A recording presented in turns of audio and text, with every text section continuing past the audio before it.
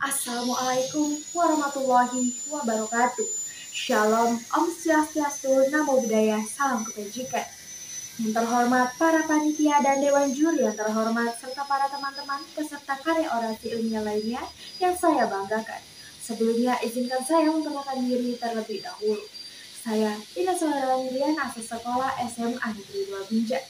Saudara-saudari sekalian, berbicaranya saya di sini mewakili para pemuda-pemudi Indonesia, para generasi muda bangsa Indonesia yang masih memiliki tujuan dan tekad untuk memajukan dan mengembangkan teknologi dan media digital bangsa Indonesia.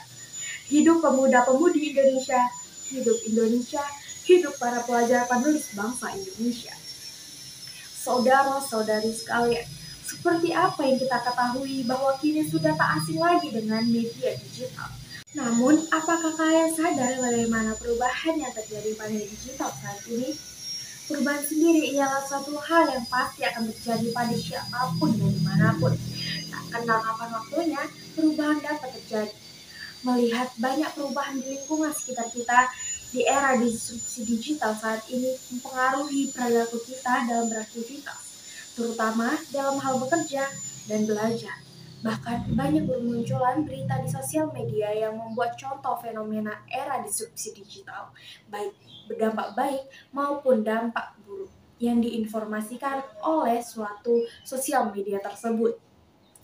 Era disrupsi digital ini berdampak positif jika kita siap menghadapinya kalau kita paham akan bagaimana cara maksimalkan fungsi yang ada.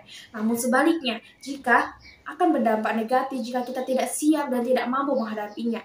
Digital sangat berdampak baik apabila kita memanfaatkan adanya inovasi atau penetapan teknologi yang baik dengan pemahaman kita tentang bagaimana cara kita memanfaatkan digital.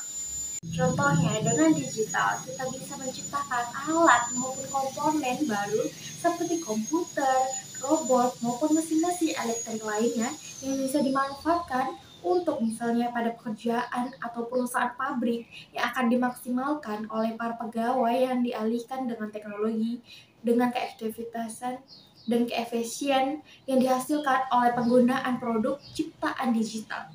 Selain akan mempermudah pekerjaan para pegawai, juga dapat menghemat waktu serta tenaga. Sebaliknya, dengan dampak buruk, kemungkinan akan mengalami penurunan jumlah pekerja yang dimana para pegawai-pegawai yang awalnya banyak, jika suatu perusahaan menciptakan robot maupun komputer untuk menggantikan posisi pegawai, maka banyak sekali pegawai yang akan di-PHK atau dipecat.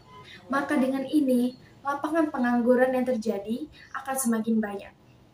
Namun, apabila para karyawan yang di-PHK atau dipecat diberi solusi pekerjaan atau jaminan lainnya, kemungkinan itu dapat mencegah terjadinya dampak buruk yang terjadi. Kemajuan pesat dan perkembangan teknologi di awal abad 21 juga membawa fenomena era disrupsi. Disrupsi bukan hanya sekedar perubahan kecil, namun juga perubahan yang dapat mengubah tatanan fundamental.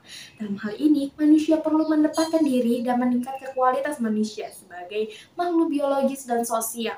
Maka masyarakat dan para pemuda-pemudi Indonesia perlu dan diharapkan dapat menggunakan media pengembangan teknologi secara bijak dan tepat, agar sesuai dengan apa yang seharusnya memaksimalkan kerja media digital saat ini. Demikianlah yang dapat saya sampaikan, kurang lebih saya mohon maaf. Apapun yang terjadi nantinya, diharapkan para pemuda-pemudi tetap semangat dalam mengembangkan teknologi dan juga digital saat ini di bangsa Indonesia kita. Terima kasih. Assalamualaikum warahmatullahi wabarakatuh.